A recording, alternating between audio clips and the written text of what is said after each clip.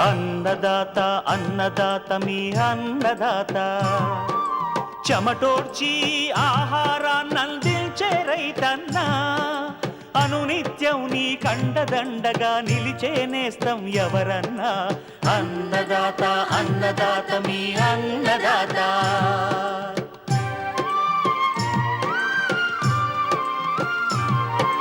నూతన రీతుల సాగుబడికి, నూరింతలు పెరిగే దిగుబడికి సూచనలిచ్చే సస్య రక్షణకు, పశు పోషణకి శాస్త్ర విజ్ఞానం అందించి ముందుకు నడిపే తెలుగు రైతు భారతదేశానికి మకుటం అయ్యేలా తీర్చిదిద్దే ఆశయంతో మిమ్ము మేలు కొలిపేది అన్నదాత. అన్నదాత అన్నదాత మీ అన్నదాత. అన్నదాత అన్నదాత మీ అన్నదాత.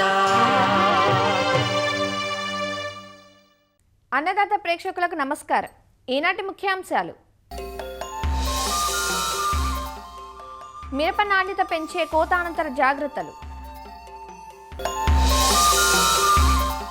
మామిడి పింద కట్టే దశలో చేపట్టాల్సిన యాజమాన్య సస్యరక్షణ చర్యలు, ఇంకా జై కిసాన్ వ్యవసాయ సమాచారం.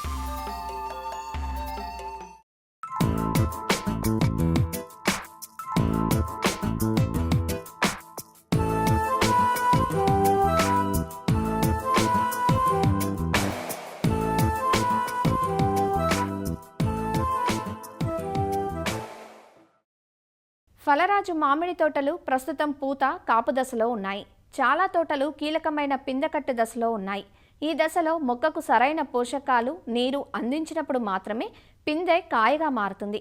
పిందెలు కట్టాయి కదా అని ఏమరపాటుగా ఉండటానికి వీల్లేదు. ఎందుకంటే ఇలాంటి సమయంలో జింక్, బోరాన్ వంటి సూక్ష్మ పోషకాలను మొక్కలకు అందించాల్సి ఉంటుంది. ప్రస్తుతం ఉష్ణోగ్రతలు పెరుగుతున్న నేపథ్యంలో భూమిలో తగిన తేమ ఉండే విధంగా చూసుకోవాలి. లేదంటే పిందెలు రాలిపోయే ప్రమాదం ఉంటుంది. పిందె దశలో మామిడి తోటల్లో రైతులు తీసుకోవాల్సిన జాగ్రత్తలు, పెరుగుతున్న అధిక ఉష్ణోగ్రతల నుంచి చెట్లను కాపాడుకోవడానికి తీసుకోవాల్సిన చర్యలు, పోషకాల అందజేత, చీడపీడలను నివారించడానికి చేపట్టాల్సిన సస్యరక్షణ చర్యల గురించిన పూర్తి సమాచారాన్ని మనకందిస్తున్నారు శ్రీ కొండా లక్ష్మణ్, తెలంగాణ రాష్ట్ర ఉద్యాన విశ్వవిద్యాలయం సంగారెడ్డి ఫల పరిశోధనా స్థానం సీనియర్ శాస్త్రవేత్త డాక్టర్ సుచిత్ర. మామిడి ముఖ్యంగా 3 స్టేజెస్లో ఉంటుంది, 3 దశల్లో ఉంటుంది. మొదటి దశ వచ్చేసి ఫ్రూట్ సెట్టింగ్ స్టేజ్ అంటే పిందె కట్టే దశ. దాని తర్వాత ఫ్రూట్ ఎన్లార్జ్మెంట్ స్టేజ్ అంటే కాయ పెరిగే దశ. దాని తర్వాత మెచ్యురేషన్ ఫేజ్ అంటే కాయ ముదిరే దశ. అయితే మొదటిగా ఈ 3 దశల కంటే ముందు ఒక దశ ఉంటుంది, అదేంటంటే ఫ్లవరింగ్ స్టేజ్ అంటే పూత దశ. మనకి కొన్ని తోటల్లో లేట్ వెరైటీస్ అనేవి ఇప్పుడు పూత అనేది రావడం జరుగుతుంది. అయితే ఈ పూత సమయంలో మనం ఎటువంటి చర్యలు అనేది చేపట్టడానికి వీల్లేదు. ఎందుకంటే ఫ్లవరింగ్ టైంలో ఫ్లవింగ్ కానీ, స్ప్రేయింగ్ కానీ, వాటర్ ఇరిగేషన్ ఇవ్వడం కానీ, నీరు పెట్టడం కానీ ఇలాంటివి ఏమీ చేయకూడదు. దీని తర్వాత ఫ్లవరింగ్ స్టేజ్ నుంచి మనకి వచ్చేది పిందె కట్టే దశ. ఇప్పుడు పిందె కట్టే దశ నుంచి కొన్ని వెరైటీస్ ఉన్నాయి. పిందె నుంచి కాయన పెరిగే దశలో కూడా కొన్ని వెరైటీస్ అనేవి ఉన్నాయి. అయితే పిందె కట్టే దశలో మనం ఎట్లాంటి యాజమాన్యాలు తీసుకోవాలి అని చూసినట్లయితే ఆ పిందెలో ఖనిజ విభజనకి కావాల్సిన మైక్రోన్యూట్రియంట్స్ ఏదైతే ఉన్నాయో జింక్, బోరాను, సో ఈ 2 కూడా మనకి పుష్కలంగా మనకి చెట్టుకి ఇవ్వదలిస్తే అది తప్పకుండా కాయ అనేది పెరిగే దశలోకి ఎంటర్ అవుతుంది. అయితే ఇక జింక్ అనేది, బోరాన్ అనేది అంటే మామూలుగా ఇవి అన్నిటి మైక్రోన్యూట్రియంట్ మిశ్రమంలో రూపంలో కానీ వేసుకోవచ్చు. అయితే ఈ యొక్క దశలో నీటి యాజమాన్యం కూడా చాలా ముఖ్యం. ఉష్ణోగ్రతలు పెరిగినప్పుడు ఏర్పడిన పిందెలన్నీ కూడా రాలిపోయే ప్రమాదం ఉంటుంది. కాబట్టి సో భూమిలో తగినంత తేమ ఉండేటట్లు తప్పకుండా చూసుకోవాలి. ఇది వాటర్ ఎంత ఇవ్వాలి అనేది చూసినట్లయితే తేలికపాటి తడి అయితే ఈ యొక్క సమయంలో తప్పకుండా ఇవ్వాల్సిన అవసరం ఉంటుంది. అంటే చాలా ఎక్కువ వాటర్ అవసరం లేదు. డ్రిప్ పద్ధతిలో చూసుకున్నట్లయితే మనకి 10 సంవత్సరాల చెట్టుకు ఒక 120 లీటర్లు ఇవ్వగలిగితే పిందె సెట్టింగ్ అంటే కాయ ఏర్పడే దశలో చాలా కాయ అనేది నిలబడే అవకాశం ఉంటుంది. అదే 5 సంవత్సరాల మొక్కకైతే 90 లీటర్లు ఒక రోజుకి ఒక్క చెట్టుకి మనం ఇవ్వగలిగితే పిందె కట్టే దశలో పిందె అనేది కింద పడిపోకుండా రాలకుండా ఉంటుంది. పిందె కట్టే దశలో సమస్యలు చూసుకున్నట్లయితే తేనె బంక అనేది అంటే హాపర్స్ ఎక్కువగా సమస్య అనేది మనకి కనిపిస్తుంది. ఇది ఉదయం సమయంలో వీటిని ఇక పూత నుంచి లేకపోతే కాయ సెట్ అయిన దగ్గర నుంచి రసం పీల్చడమే కాకుండా ఒక తేనె లాంటి పదార్థాన్ని విసర్జించడం వలన ఇక హనీడ్యూ అనేది ఏర్పడుతుంది. సో దీని మీద మసిమంగు ఏర్పడి ఈ యొక్క ఆకుల మీద అంతా నల్లటి పదార్థం అనేది ఏర్పడి ఒక ఫోటోసింథసిస్ రేట్ అనేది తగ్గడం అనేది జరుగుతుంది. సో దీనికి నివారణగా మనం ఇమిడాక్లోపిడ్ అయితే 0.3 మిల్లీ లీటర్లు 1 లీటర్ నీటి కలిపి మనం పిచికారీ చేసుకోవాలి. అదే ఎసిఫేట్ మందు అయితే 1.5 గ్రామ్ 1 లీటర్ నీటి కలిపి మనం పిచికారీ చేసుకోవాలి. ఈ యొక్క దశలో ఇంకొక సమస్య ఏంటంటే పౌడరీ మెయిల్డ్యూ అంటే బూడిద తెగులు. ఈ యొక్క బూడిద తెగులు నివారించుకోవడానికి అంటే తెల్లటి పొడి ఒక ఇన్ఫ్లోరెసెన్స్ అంటే పూగుత్తి మీద మొత్తం మనకి రావడం జరుగుతుంది. దీనివల్ల పూత మొత్తం రాలిపోవడం అనేది కూడా జరుగుతుంది. సో దీనికి నివారణగా మనం హెక్సాకోనజోల్ అనే మందుని 1 మిల్లీ లీటర్ 1 లీటర్ నీటికి కలిపి మనం పిచికారీ చేసుకోవాలి. ఇది కాకుండా వెట్టబుల్ సల్ఫర్ అనే మందుని 3 గ్రాములు 1 లీటర్ నీటికి కలిపి మనం పిచికారీ చేసుకున్నట్లయితే దీన్ని నివారించుకోవచ్చు. అయితే యొక్క పూత రాలడం అనేది చాలా సమస్యగా ఉంటుంది. లేకపోతే పిందె కట్టినవి కూడా రాలిపోయేది కూడా మనం చూస్తూ ఉంటాం. అయితే మామూలుగా ఈ పూత రాలడం పిందె రాలడం అనేది అదొక సహజమైన ఒక స్థితి మామిడిలో. ఎందుకంటే ఒక బంచ్ అంటే ఇన్ఫ్లోరెసెన్స్లో చూసుకున్నట్లయితే 1500 నుంచి 4000 వరకు మనకు పూలు కనిపిస్తాయి. ఈ పూలన్నీ కూడా మనకి కాయ కట్టవు. ఎందుకంటే దాంట్లో ఎక్కువ శాతం మగ పూలు అనేవి ఉంటాయి. కేవలం 0.1% మాత్రమే అవి కాయగా మారుతాయి. అదే ఉదాహరణకి బంగన్పల్లి చూసుకున్నట్లయితే ఒక పూగొత్తి మొత్తంలో ఒకటే కాయ సెట్ అవుతుంది. అలాగే ఆమ్రపాలి కానీ మల్లిక కానీ చూసుకున్నట్లయితే సో 4 నుంచి 5 కాయల వరకు సెట్ అవుతాయి. అదే ఊరగాయ రకాలు అంటే పికిల్ వెరైటీ చూసుకున్నట్లయితే అది కూడా 3 నుంచి 4 ఒక్కొక్కసారి 6, 7, 8 కూడా సెట్ అయ్యే అవకాశాలు మనకు కనిపిస్తాయి. సో కాబట్టి రైతాంగము ఈ పూత రాలుతుంది పిందె రాలుతుంది అనేది మాత్రం వాళ్ళు సంకోచించాల్సిన అవసరం లేదు. ఎందుకంటే అది సహజ సిద్ధమైన యొక్క చర్య కాబట్టి ఈ యొక్క పిందె రాలడం అనేది జరుగుతుంది. సో దీని తర్వాత కాయ ఎదుగుదల దశ, కాయ ఎన్లార్జ్మెంట్, ఫ్రూట్ డెవలప్మెంట్ స్టేజ్ అంటాం. ఈ దశలో మనకి సో కాయ అనేది సైజ్ అనేది పెరగడం జరుగుతుంది. ఈ దశలో ఇంకొకటి ఏం జరుగుతుందంటే లోపల సీడ్ అనేది ఫామ్ అవుతుంది, అంటే టెంక అనేది ఫామ్ అవుతుంటుంది. ఈ టెంక ఫామ్ కావడానికి దానికి ఎటువంటి న్యూట్రియంట్స్ కావాలి, లేకపోతే ఒక కండ బాగా వృద్ధి చెందాలంటే ఎటువంటి న్యూట్రియంట్స్ కావాలని చూసినట్లయితే దీనికి ముఖ్యంగా ఎన్పీకే అంటే ముఖ్యంగా మేజర్ న్యూట్రియంట్స్ అయినటువంటి నత్రజని, భాస్వరం, పొటాషియం అనేది చాలా ముఖ్యం. ఏడాదికి మొత్తము మనం రికమెండ్ చేసిన యొక్క మోతాదులో ఒక 1/3 వంతు ఈ యొక్క బఠానీ స్టేజ్ కానీ లేకపోతే నిమ్మకాయ స్టేజ్లో ఇచ్చినట్లయితే సో తప్పకుండా కాయ ఎన్లార్జ్మెంట్ దశ అంటే కాయ పెరిగే దశలో దానికి సఫిషియెంట్ న్యూట్రియంట్స్ అంది కాయ బాగా వృద్ధి చెందడమే కాకుండా బాగా డెవలప్ అవుతుంది. అయితే సో దీంట్లో మనకి 1/3 అంటే ఇప్పుడు 750 గ్రాముల నత్రజని, అలాగే 2 కేజీల భాస్వరము, 500 గ్రాముల పొటాషియం ఒక 10 సంవత్సరాల మొక్కకి సో తప్పకుండా వీటిని అందించాల్సిన అవసరం ఉంటుంది. అందించిన వెంటనే నీరు అనేది పెట్టాలి. అయితే ఈ ఫ్రూట్ డెవలప్మెంట్ స్టేజ్లో ఏదైతే భుజాలు మొత్తం ఫామ్ అయ్యి ఆ యొక్క కాయల భుజాలు అనేది వస్తాయో ఆ స్టేజ్లో మనం తప్పకుండా ఇక పేపర్ కవర్లు కానీ ఒక బ్యాగ్స్ కానీ కట్టినట్లయితే అది ఫ్రూట్ ఫ్లై అనేది కూడా అంటే ఈ పండు ఈగ సమస్య ఈ రోజుల్లో మనకి చాలా పళ్ళలో మనకు కనిపిస్తుంది. వీటన్నిటి నుంచి మనం నివారించుకోవచ్చు ఇక ఫ్రూట్ బ్యాగింగ్ వలన. సో పేపర్ బ్యాగ్స్ అనేది మనకి మార్కెట్లో దొరుకుతాయి. సో ఈ యొక్క బ్రౌన్ పేపర్ బ్యాగ్ని మనం అమర్చుకున్నట్లయితే సో చాలా వరకు అంటే క్వాలిటీ అనేది రంగు పరంగా కూడా అలాగే ఫ్రూట్ ఫ్లై నుంచి ప్రొటెక్షన్ కారణంగా కూడా ఈ యొక్క క్వాలిటీ అనేది బాగా డెవలప్ అవుతుంది. సో ఇలాంటి మెలకువలన్నీ పాటించి రైతాంగం మంచి దిగుబడులు సాధించాలని కోరుకుంటూ సెలవు.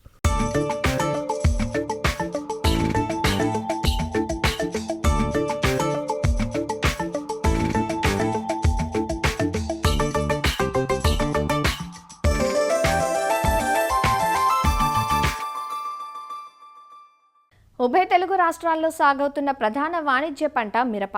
విశ్వ విపణిలో మనం పండించే మిర్చికి మంచి పేరుంది. గుంటూరు, వరంగల్, ఖమ్మం జిల్లాలు మిరప సాగుకు పెట్టింది పేరు. అయితే ఏటికేడాది మిరప సాగులో సమస్యలు పెరుగుతున్నాయి.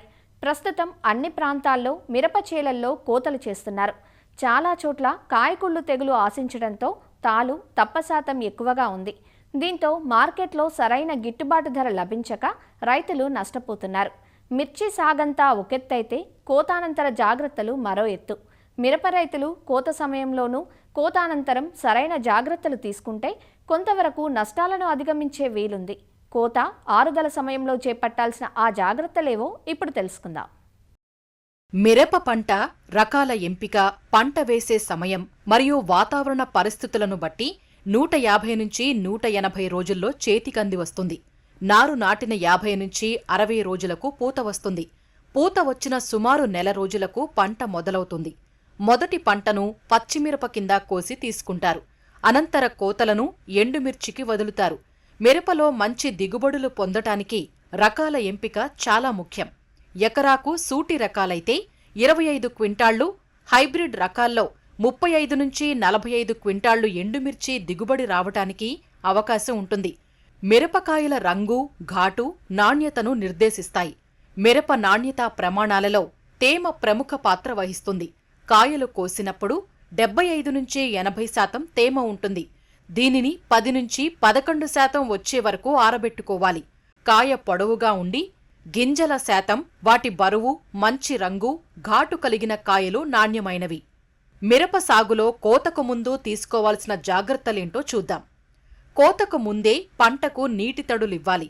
కాయ కోతకు కనీసం 15 రోజుల ముందు నుండి ఎటువంటి సస్యరక్షణ మందులు పిచికారీ చేయకూడదు.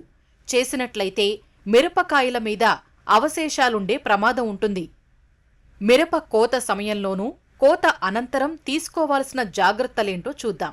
మొక్కల మీద పూర్తిగా పక్వానికి వచ్చి రంగు వచ్చిన కాయలను పొడి వాతావరణం ఉన్న సమయాల్లో మాత్రమే కోయాలి.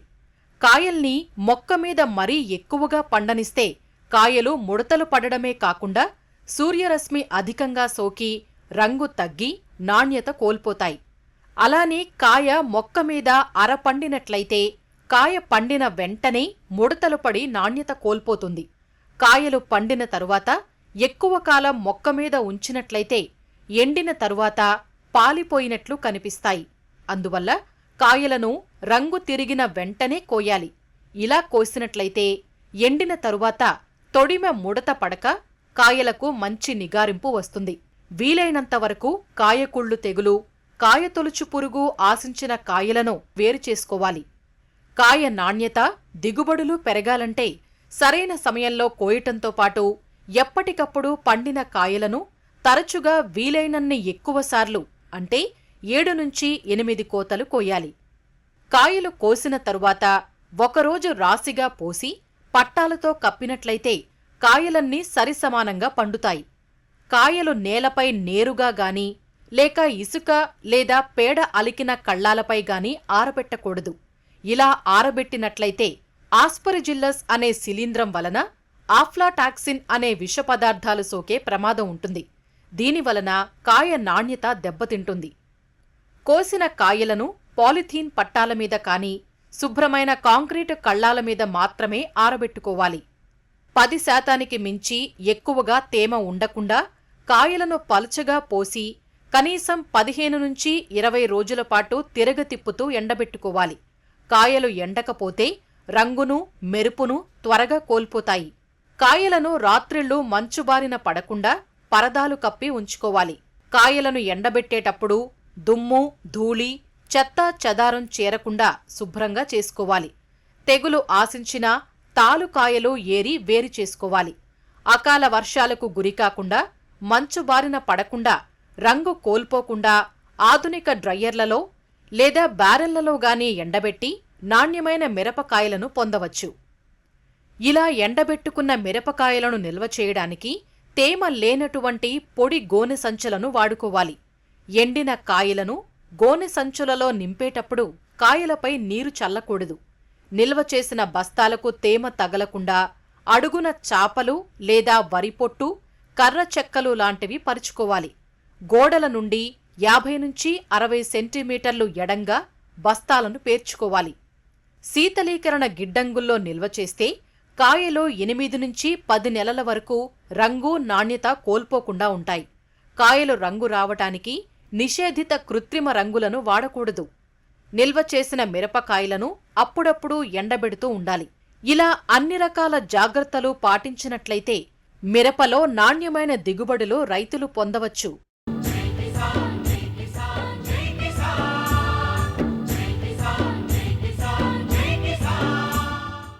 వ్యవసాయ సమాచారం ఇప్పుడు జైకిసాన్లో చూద్దాం.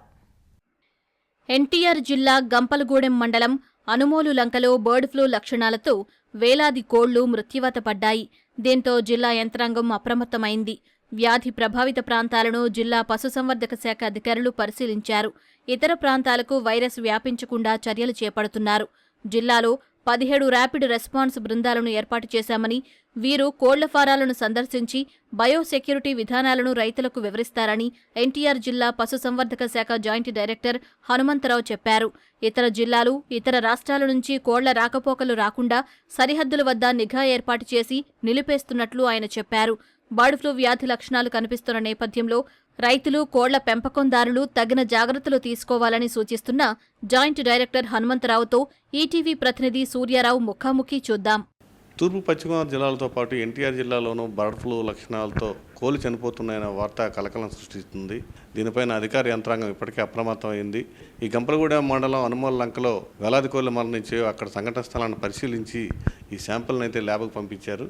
దీనికి సంబంధించి అసలు రైతులు కానీ అలాగే స్థానికులు కానీ ఎలాంటి జాగ్రత్తలు తీసుకోవాలనే అంశంపై ఎన్టీఆర్ జిల్లా పశుసంవర్ధక శాఖ జాయింట్ డైరెక్టర్ హనుమంతరావు గారు మనతో పాటు ఉన్నారు. ఆయన అడిగి మరిన్ని విషయాలు తెలుసుకుందాం. సార్, ఈ వ్యాధి లక్షణాలు ఎలా వస్తాయి, ఎలా గుర్తించాలి?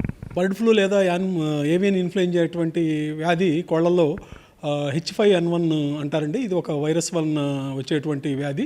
ఈ వ్యాధి సోకినటువంటి కోళ్లలో తీవ్రమైనటువంటి శ్వాసకోశ ఇబ్బందులతోటి మరణించడం అనేది జరుగుతుంది. వ్యాధి తీవ్రతను బట్టి ఒక్కొక్కసారి లక్షణాలు ఏమి కనిపించకుండా కూడాను చనిపోవడానికి అవకాశం ఉంది. వ్యాధి తీవ్రత తక్కువగా ఉండటం కోసం అని చెప్పేసి ఇటీవల కొన్ని కంపెనీల వాళ్ళు బర్డ్ ఫ్లూ వ్యాక్సినేషన్ కూడా తయారు చేసి ఇవ్వటం అనేది జరుగుతుందండి. అది ఇప్పటి వరకు కూడాను ప్రభుత్వం వారి నుంచి ఎటువంటి అనుమతులు లేవు.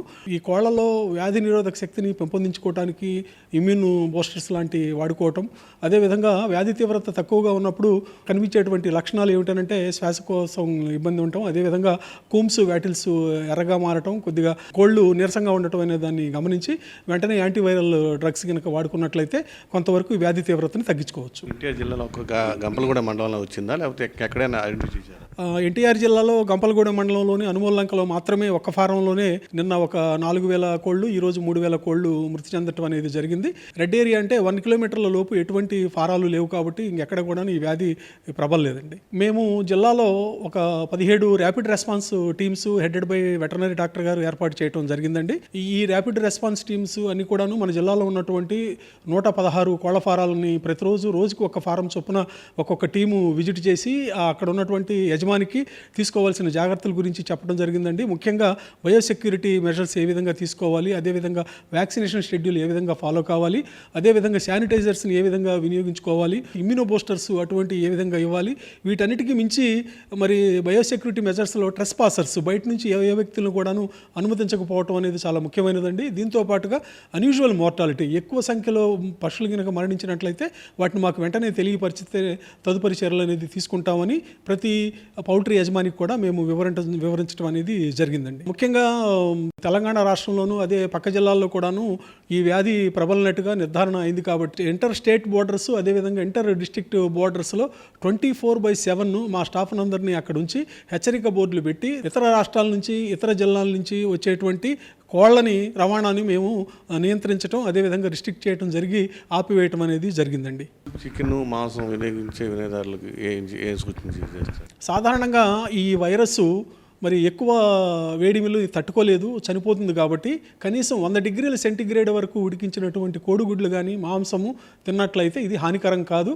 కాబట్టి మీరు అందరూ తీసుకోవచ్చని మేము చెప్తున్నామండి.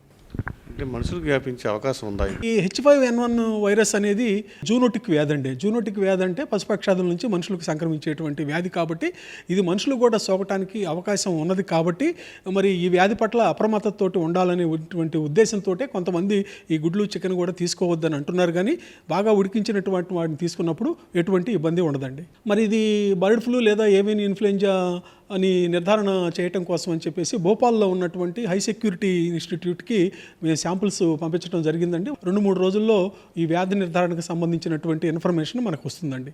ఇది జేడి హనుమంతరావు సూచన. మొత్తం మీద అయితే ఉడికించిన 100 సెంటీగ్రేడ్స్ వేడిలో ఉడికించిన చికెన్ కానీ లేకపోతే గుడ్లు కానీ తింటే ప్రమాదం ఏమీ కాదని చెప్తున్నారు. అలాగే బర్డ్ ఫ్లూ వ్యాధా కాదా అని నిర్ధారణ కోసం ల్యాబ్కు శాంపిల్ పంపించాం. ఇవి 2-3 రోజుల్లో వచ్చే అవకాశం ఉంది. అంతవరకు ఆందోళన చెందవద్దనే ఆయన చెప్తున్నారు. కెమెరామెన్ నాగేంద్రతో సూర్య, ఈటీవీ న్యూస్, విజయవాడ. నెల్లూరు జిల్లాలో ఈ ఏడాది రబీ వరి సాగు విస్తీర్ణం పెరిగింది. జలాశయాల్లో సరిపడా నీటి నిల్వలు ఉండటంతో దాదాపు 7 లక్షల ఎకరాల్లో వరి సాగైంది. అయితే ఈ ఏడాది సాగు ఖర్చులు పెరిగాయంటూ రైతులు వాపోతున్నారు. ఎరువుల ధరలు విపరీతంగా పెరిగాయంటున్నారు. వాతావరణం సరిగా లేకపోవడంతో ఎరువులు వేస్తే గాని పంట చేతికి రాని పక్షంలో ఎరువుల ధరలు భారంగా మారాయని, దీనికి తోడు కూలీ ఖర్చులు అధికమయ్యాయంటూ రైతులు వాపోతున్నారు. ఇప్పుడు ఈ వాతావరణానికి అన్నింటికి అనుకూలం అయిపోయి ఈరోజు ఒక కోట వేస్తే ఇంకో మందు ప్రతి దానికి పెరుగుతూనే ఉన్నాయి. ఈ నెలలో ఒక మందు రేటు ఉంటే ఇంకో నెలలో ఉంటుందా సరే, వారానికి కూడా పెరుగుతూ ఉన్నాయి. ఎరువుల మీద బాగా ధర తగ్గించాలి. కానీ ఏంటంటే సొసైటీలో ఇస్తున్నామంటున్నారు కానీ ఆ రోజే తెల్లారి ఉంటుందా. ఈ ప్రైవేట్గా ఏంటంటే ఈరోజు 50 రూపాయలు ఉంటే రేపు 200, రేపు 300 ఇట్లాగా ప్రతి దాని మీద 50 రూపాయలు, 30 రూపాయలు, 50 రూపాయలు అంటే ప్రతిసారికి ఒక 10 రూపాయలు అదనం అవుతుందే తప్ప అటు 5-6 కోటాలు వేస్తూ ఉన్నారు. అటు కనీసం ఒక ఎకరాకి 10,000 అదనం అవుతుంది. మేము నియంత్రిస్తాము, ప్రశాంతంగా అందరికీ అందుబాటు చేస్తూ ఉంటున్నారే కానీ ప్రతి ఒక్కటి బ్లాక్ మార్కెట్ ఎక్కువైపోయి ఇప్పుడు చెప్పిన రేటు రైతు కొనాల్సి వస్తుంది, వేయాల్సి వస్తుంది. దిగుబడి సరిగ్గా రాక, వాతావరణం సరిగ్గా లేక, పెట్టుబడి కూడా అందరికీ అందుబాటు కాక, ఎప్పుడు ఎరువులు ఎక్కువగా పెరిగినాయో దానివల్ల ఏంటంటే ఎక్కువ మోతాదులు వేయాల్సి వస్తుంది. ఎక్కువ మోతాదులో ఖర్చులు ఎక్కువ అవుతున్నాయి. దానివల్ల ఏంటంటే రైతు చాలా వరకు నష్టపోతాడు. ఈ ఎండలు లేని దానివల్ల పైర్లు పెద్ద ఎదగలేదు. ఎరువులు పెరిగినాయి, పురుగు మందులు మామూలే, ఎరువులు కొద్దిగా పెరిగినాయి. 100 రూపాయలు పెరిగింది బస్తాకి. పిండి చల్లిన బస్తాలు లెక్క. ఇప్పుడు ఆడవాళ్ళకి కొలుపులకి అయితే 300, ఇంతకుముందు 250 రూపాయలు, 50 రూపాయలు పెంచారు. ఇప్పుడు ఇంతకుముందు కూలీలకి 450 రూపాయలు. ఇప్పుడు బస్తాలు లెక్క, బస్తాకు 150 రూపాయలు. అదే చల్లితే బస్తా చల్లితే 150 రూపాయలు. ఎన్ని బస్తాలు అయితే 150. ఇప్పుడు రేటు 14,000, 15,000 అంటున్నారు. అది ఇంకా తెలియదు. ఇంకా ఒక నెల పట్టుద్ది. ఎకరాకి 25,000 నుంచి 30,000 దాకా అవుద్ది. వడ్ల రేటు ఉంటే గిట్టుబాటు అవుద్ది, లేకపోతే అసలు ఏమీ కాదు. వడ్ల రేటు పెంచి చాలు, ఫ్రీ పథకాలు ఏమి ఇవ్వలే. ఈసారి రబీ నాట్ల సమయంలో కురిసిన అధిక వర్షాలకు నాట్లు దెబ్బతినడంతో తిరిగి నాటుకోవాల్సిన పరిస్థితి వచ్చింది. దీంతో సాగుకు అదనంగా పెట్టుబడులు పెట్టాల్సి వచ్చిందని రైతులు వాపోతున్నారు. చీడపీడల నివారణకు పిచికారీలు పెరిగాయి. అయితే పెరిగిన సాగు ఖర్చులకు తగ్గట్లుగా మద్దతు ధరలు పెరగడం లేదని రైతులు వాపోతున్నారు. పెరిగిపోతా ఉన్నాయి. ధాన్యం మద్దతు రేటు కన్నా కూడా బయట మిల్లర్స్ తక్కువ కొంటున్నారు. దాన్ని కంట్రోల్ చేయాలా. పెరిగితే కదా అన్నీ పెరుగుతూనే ఉన్నాయి. గవర్నమెంట్ సబ్సిడీ ఇస్తూనే ఉంది. ఇచ్చినా కొన్ని దొరకటం లేదు. ఒక్కోసారి కూలీల రేటు పెరిగే కొద్ది పని తగ్గిపోతుంది. ప్రతి ఒక్కరు కూడా కమర్షియల్ అయిపోయింది. ఎవరు చూసుకుంటున్నారు. రైతు మాత్రం పచ్చిధాన్యం వాళ్ళు ఇవ్వాలంటే ఏమో మిల్లర్స్ 1 ముక్కలుగా సేను వచ్చేటప్పటికి కొంటున్నారు. అవి ఆరబోసి చేయాలంటే రైతు పరిస్థితి కష్టంగానే ఉంటుంది. ఏ కాడికి చేయాల్సి వస్తుంది. ఆరబోసేదానికి కూడా మనుషులు దొరికేది కష్టంగానే ఉంది. ఆ డయర్స్ ఇంతకుముందు అలా కుప్పలో నిలుచుకొని ఉంటే కాలంలో 10 రోజులు నిలుచుకుంటున్నది, డిమాండ్ ఉంటుండేది. ఇప్పుడు అది లేదు. మద్దతు రేటు ఇప్పుడు 19,000 పెట్టారు. మన 17,000 కూడా కొన్నారండి. 22,000 ఫస్ట్లో పెట్టారు. రోజుకు ఒక 1,000 రూపాయలు తగ్గించుకుంటా వచ్చి 17,000 కూడా కొనుగోలు చేశారు. పెట్టుబడి 20,000 పైన అయిపోతుంది సార్. పిండి చల్లితే 150 రూపాయలు ఒక కట్టకొచ్చి పిండి చల్లితే ఇదే కట్ట. దుక్కి పిండి చల్లినా ఏ చల్లినా 150 రూపాయలు. మందు కొడితే 300 రూపాయలు ఒక ఎకరా. పిండి కట్టలు వచ్చి ఇప్పుడు మామూలు దాబులకి ఇప్పుడు 2 ఎకరాలకి 10 కట్టలు వేసినాం. పురుగు మందు 2 సార్లు కొట్టాం. గొలుకులు వచ్చి 4 కేజీలు 950, 700, 800. గబ్బుది గొలుకులు అయితే 100 రూపాయలు. ఆ విధంగా పెరిగిపోయింది. వరి సాగులో ఏటా ఖర్చులు అధికమవుతున్నాయి. ఎరువులు, పురుగుమందుల ధరలు రెట్టింపవుతున్నాయి. కానీ పండించిన పంటకు మాత్రం నామమాత్రపు ధరలే దక్కుతున్నాయని రైతులు వాపోతున్నారు. మద్దతు ధరలు పెరగని పరిస్థితుల్లో ఉత్పాదకాల ధరల్లో నియంత్రణ తప్పనిసరంటూ రైతులు కోరుతున్నారు. మరిన్ని విభిన్న అంశాలతో రేపటి అన్నదాతలో మళ్ళీ కలుసుకుందాం. అంతవరకు సెలవు. నమస్కారం. అన్నదాతలు తమ సందేహాలు, సమస్యలను 1800-425-4085 టోల్ ఫ్రీ నెంబర్లో ఉదయం 10 గంటల నుంచి 11 గంటల మధ్య పని దినాలలో సంప్రదించగలరు. ఈ కార్యక్రమాన్ని యూట్యూబ్లో www.youtube.com/అన్నదాత ఈటీవీ లింక్ ద్వారా వీక్షించవచ్చు. అన్నదాత కథనాలు ఈటీవీ విన్ మొబైల్ యాప్లో వీక్షించండి.